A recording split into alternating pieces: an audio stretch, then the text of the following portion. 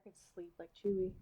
Hi guys. Hi. Welcome back. Welcome to our channel, Fun and Friends. I am Avalon. I'm Sabrina. I'm Jasmine. This is Cuddles. Because the dog over here is just sleeping on my legs. This is Chewy, but you can barely see him. Yeah. There's a little orange floof butt right there. But he might make an appearance if he wakes up. To it, yeah. He's been sleeping. Anyway, we are reading The School of Good and Evil. We are going on to chapter 15. We are officially halfway through the book. Woo! And an important recap of last chapter. Agatha and Sophie have now come to the conclusion figuring out what the riddle was. And that is not love, but for a true love's kiss. I've been dreaming of a true love's kiss and a prince I hope that comes with it. Okay, Giselle. Anyway, Waiting for your raccoon and squirrel. Running, jumping, flying into your house. I have Cuddles. There you go. Cuddles there's is here. A raccoon. This is my my princess sidekick. It's an Asian raccoon, though, right? Basically, they're related to a raccoon.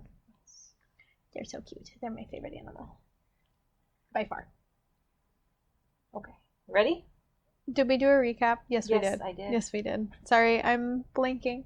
All right, chapter 15. Cuddles, are you ready? All right, let's go. Chapter 15. Choose your coffin. Sounds ominous. I want a black one. Sleek. Matte Black sleep. I want to be Not planted and have a tree grow out of me. I think a tree or the coral reef The ones. coral reef one I like too. Put me back in nature. I don't need to be in a box. Same. We just Just waste our burn me. corpses away. I just like the idea. We biodegrade. Like, let us. Do it naturally. Yeah. I just want to be like Grandmother Willow. There you go. Yes. Stay a tree forever. I will be buried in a tree. It will come from my body, and I will talk to my grandchildren through my tree leaves. That's how that works, right? Yeah, sure. All right, chapter 15. Choose your coffin. Whenever Tedros was stressed, he worked out. Sounds like something I do. Maybe I'm secretly a prince. What? Is there Plot something twist. going on? No. I'd prefer to be a princess. Yes. Gary, we're having an identity crisis out here. So to see him sweating at 6 a.m. in the groom room, throwing hammers, pumping dumbbells, and swimming laps meant he had a lot on his mind. It was understandable. The snowball invitations had been slipped under the doors during the night. As he scaled climbing ropes made of braided blonde hair, he cursed the fact that he would spend the... I'm sorry. You're just imagining him scaling Rapunzel Tower. I'm just imagining them, like, harvesting Rapunzel's hair over the years to make these braids. Just in case there's a Rapunzel 2.0. He cursed the fact he would spend Christmas at a ball. Why did everything with Evers revolve around oppressive formal dances? The problem with balls was that boys had to do all the work. Girls could flirt and scheme and wish all they wanted, but in the end, it was the boy who had to make his choice and hope that they said yes. Tedros wasn't worried about the girl saying yes. He was worried that there was no girl he wanted to ask at all. He couldn't remember the last time he actually liked a girl, and yet he always had one following him claiming to be his girlfriend. It happened every time. He vowed to forget girls and noticed one getting attention, set out to prove he could got her, and discovered she was a fatuous prince hater who had her eye on him all along. The Beatrix curse. No, there was a better name for it. The Guinevere curse. Tedros was only 9 when his mother Guinevere made off with the knight Lancelot, leaving him and his father alone. He heard the whispers that followed. She found love. But what about all the times she said "I love you" to his father?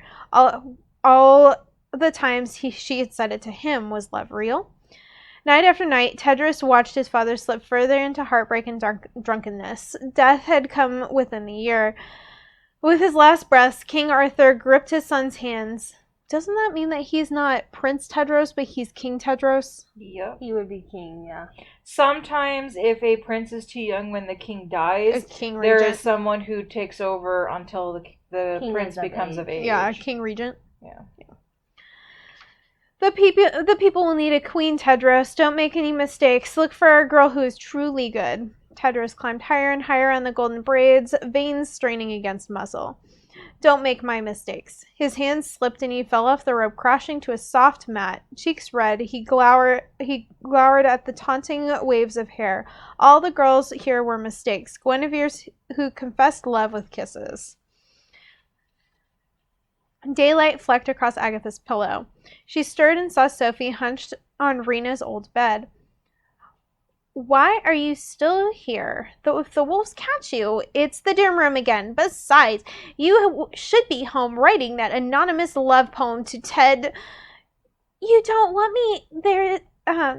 You didn't tell me there's a ball. Sophie held up a glittering snowflake invitation, Agatha's name in pearls. Who cares about a stupid ball? Agatha groaned. We'll be long gone.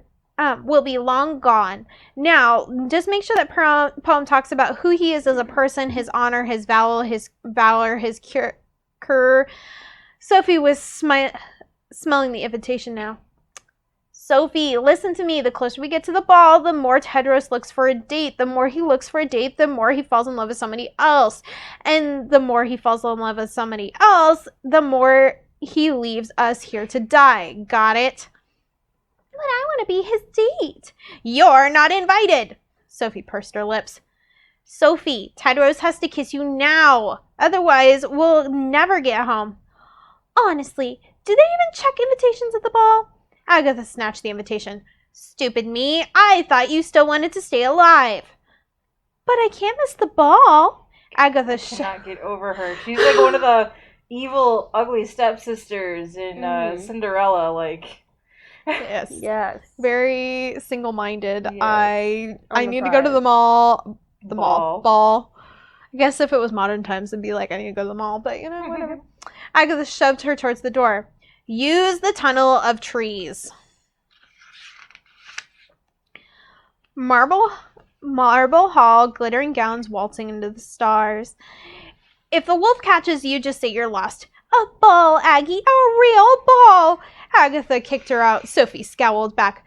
My roommates will help me. They're true friends. She slammed the door on Agatha's shocked expression. 10 minutes later, Hester stomped her foot, nearly killing Annabelle's rat. Help! You want me to help and never kiss and ever? I'd rather stick my head up a horse's... Sophie, no villain ever finds love, Annabelle said, hoping reason might save her rats. To even look for it is to betray your own soul. You want me to go home? Sophie snapped, picking away tunnel leaves. They put a hex on Tedros, so he asks me to the ball. Put a hex on Tedros, so he asked me to the ball. The ball! Hester shrieked. How do you even know about the ball? A villain at a ball? Said Dot. A villain waltzing? Said Annabelle. A villain curtsying? Said Hester, and all three collapsed in howls. I'm going to the ball, Sophie fumed. Presenting the Witch of the Woods Beyond, Hester cackled through tears. By lunch, she wasn't laughing. First, Sophie was 20 minutes late to class after trying to find a solution to her jagged hair. She disguised it with barrettes, bows, combs before settling on a daisy wreath. Not hideous, she sighed before walking in uglification and saw students' hair turning gray from bat wing potions, and one exploded over her head. Hideous, Professor Manley beamed, ogling her hair. Your greatest beauty is gone. Sophie sobbed as she left class, but then heard Hester scream. In the hall, Albray Morel, a studious speckled woodpecker, was chipping Sophie's name just below hers in the evil rankings on the board. One love spell, Hester. Sophie reminded sweetly, and I'm gone forever. Hester stomped away, reminding herself that Never's kissing Evers couldn't be encouraged no matter how extreme the circumstances. At the start of curses, Lady Lesso swept into the ice chamber, jaw tightening tighter than usual. Impossible to find good torturers these days, she muttered. What is she talking about? Sophie whispered to Dot. Beast went missing, Dot whispered back. Behind her, Sophie looked nauseous. Testing the class on Nemesis dreams, Lady Lesso seethed and sniped at every wrong answer. But I thought a Nemesis dreams meant you'd be a lead villain, Hester said. No, you imbecile! Only if you have symptoms. A Nemesis dream is nothing without symptoms, Lady Lesso retorted. Dot, what do you taste in your mouth during your first Nemesis dream? What you ate before bed? Blood, you idiot! Lady Lesso dragged nails across the ice wall. Oh, what I would give to see a real villain in this school. A real villain could make good weep instead of these dung flies. Then came her turn. Sophie expected the worst abuse, only to have Lady Lesso give her a wart for a surely incorrect answer and caress her shorn hair as she passed. Why is she being nice to you? Hester hissed behind her. Sophie had the same question, but turned around with a smile. Because I'm future class captain, as long as I stay here, that is. Hester looked like she might break Sophie's neck. Love spells are junk villainy. They don't work. I'm sure you'll find one that does, Sophie said. I'm warning you, Sophie. This will end badly. What about petunias in every room? Sophie mused. I think it'll be my first proposal as a class captain. That night, Hester wrote to her relatives for love spells. I don't blame her. Sophie is devious. It's contagious, Agatha moaned as Evergirls bounded around the clearing, showing each other their invitations, each snowflake a different shape. Nearby, Tedros shot marbles and ignored them entirely. Every challenge had to do with ball beauty, ball etiquette, ball entrances, ball history. Sophie wasn't listening. Pale of pig's feet in hand, she gazed longingly at the Evergirls. No, Agatha said. But what if he asks me? Sophie, he needs to kiss you now, not take you to some stupid ball. Oh, Aggie, don't you know your fairy tales? If he takes me to the ball, then he'll have to kiss me. Like Cinderella at midnight, kisses always happen at a ball. And by then my hair will have grown. And I'll have fixed my shoes and, oh no, the gown. Can you steal some charmeuse from one of the girls? Some crêpe de la chine too, and tulle? Mountains of tulle, preferably in pink. But I can always dye it, though tulle never looks quite right dyed. Perhaps we'll have to go with chiffon then. Much more manageable. Agatha blinked, speechless. You're right. I should talk to him first, Sophie said, leaping up. No frowns, darling. It'll be easy as pie. You'll see Princess Sophie at the ball. What are you? You'll ruin everything! But Sophie was already flouncing to the Evers side, plopped next to Tedros, and held out her pail. Hello, handsome. Want some of my feet?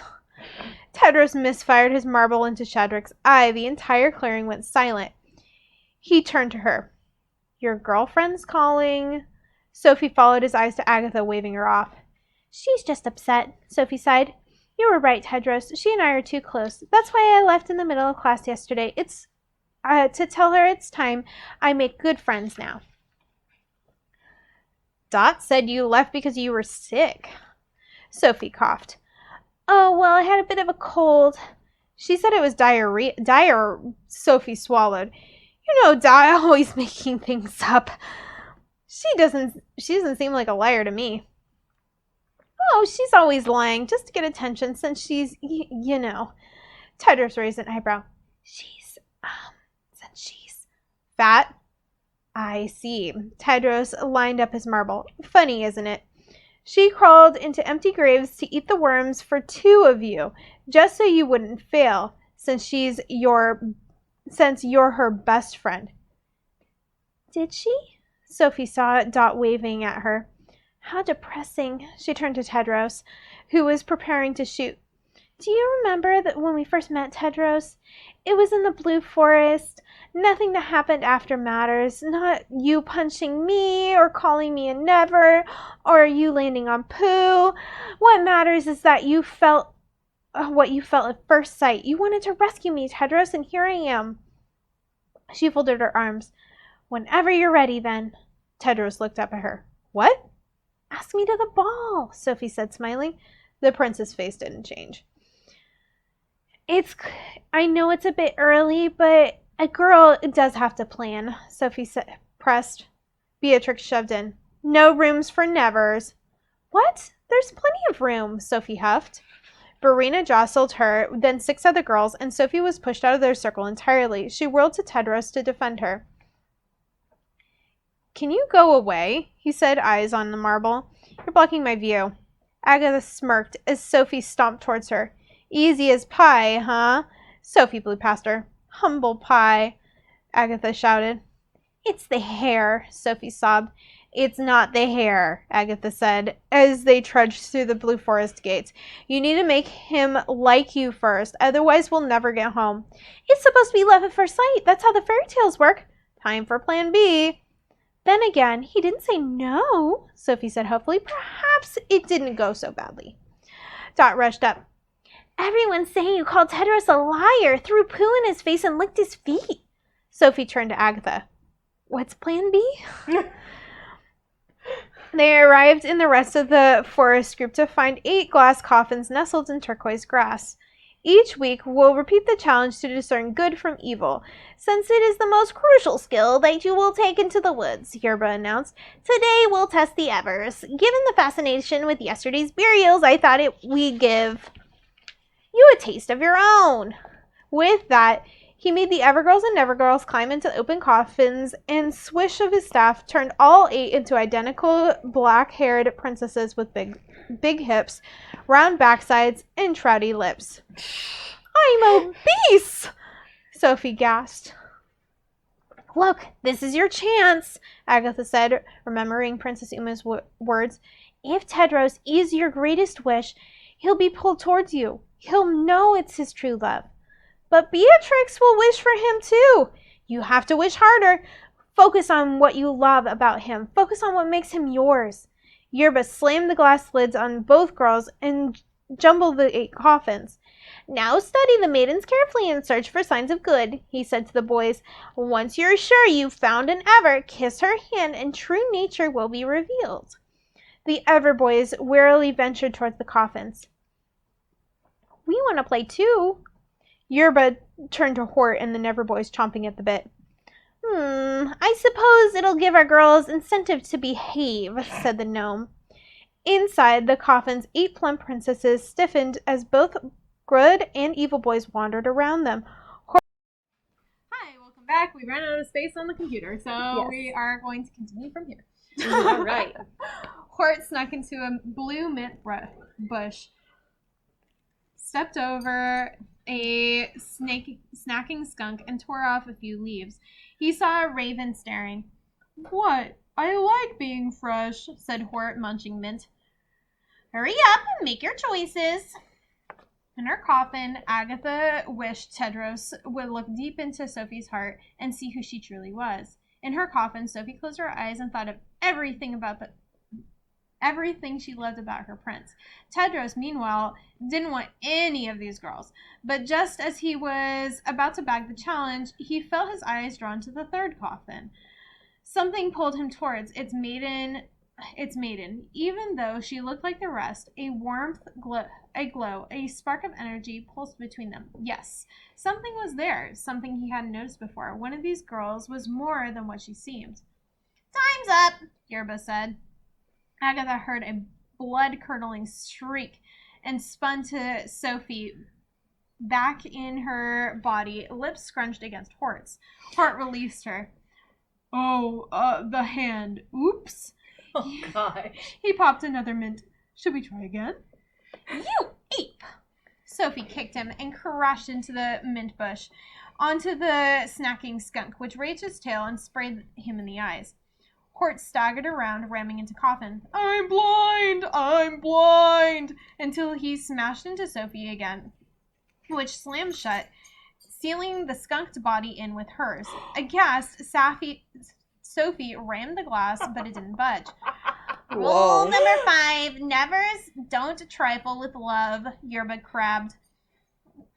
Fitting punishment. Now come, boys, let's see who you've picked. Agatha heard their own coffins open. She turned and saw Tedros lift her thick hand towards his tender lips. Stunned, Agatha kneed him in the chest. Tedros fell backwards, bashed his head on the top of the coffin, and slumped to the ground. Every boys crowded around him, and princesses clones jumped from their coffins to help, while Yerba knocked a block of ice for the princess skull. In the chaos, Agatha slipped out of her coffin and into the one next to it. Tedros staggered up with no intention of letting his princess go. Yerba grimaced. Perhaps you should sit down. I want to finish. With a sigh, Yerba nodded at the clones, who climbed back in their coffins and closed their eyes. Tedros remembered it was the third coffin. He lifted the jeweled clasp over the maiden and kissed her hand with confidence. The princess melted into Beatrix, smiling imperiously. Tedros dropped her hand like a hot stone. In the next coffin, Agatha sighed with relief. The wolves howled in the distance. As the class followed, Yerba sat back on the stool. Agatha stayed beyond with Sophie. Come, Agatha, Yerba called. This is Sophie's lesson to learn. Agatha glanced back to see Sophie sealed in with Hort, holding her nose as she screamed and kicked the glass. Maybe the gnome was right. Tomorrow a friend would be ready to listen. She'll survive, she muttered, following the others. It's only Hort. But Hort wasn't the problem. The problem was Sophie had seen Agatha switch coffins. Dang. Drama. Love is coming between them, Chewie. Mm-hmm. Why is it always a guy? It's always a guy. Come up here. You can be our guy. Come here. Oh, you want to play He fetch. wants to play fetch. All right, Play, well, play. humor the fluke. All right. Anyway. Tedros felt warm fuzzies. Warm fuzzies Agatha. from Agatha. I called it last chapter. Wait, was that the beginning of this chapter? Because beauty is from Within. Within. Mm-hmm. So is Agatha truly an ever? No. Yes. Or is Oh, she an ever, yes. Or is she an ever? She's an She ever. isn't ever, but remember, it's like the two brothers were like... Wait. The two brothers were solid until love came in between them. But they're brothers. Mm. Are you thinking maybe they're siblings? Agatha and Sophie? Or sisters? Doesn't... Sophie had her dad, and we And met Agatha has Agatha's her mom. That'd be cool. That would be really cool if they are sisters. Because then that would make sense, like, the brothers. They'd be the new repetition. Mm. That could be very possible. How could the whole town not know that, like, they had two kids together, though? That would be weird. Or maybe they're half-siblings. Maybe. Like same fathers, maybe? Don't know. Don't know. I'm, like, watching you now for looking at... I'm not giving you anything. Well, because it would make sense if they were sisters. They literally each have only one parent. It's just weird because, like, they live in the same town. But there is something really funny with, is there other towns that the, like, headmaster said, you know? Like, so other towns. Well, yeah, I know, but their town's kind of, like, isolated, so who knows what Right. magic juju's, like, over their head, like fog, to make them not remember things or something, you know? True. Just like how a lot of people seem to not remember who the kids were that were in the other storybooks that had been kidnapped years prior. So, Right. who knows? No possibility. Let us know what you guys think down below. Sorry, that was like a whole twist. Well, we were on it together. We were on it together, but yeah. Alright, let us know what you guys think down below and we'll see you in the next chapter. Bye. Bye.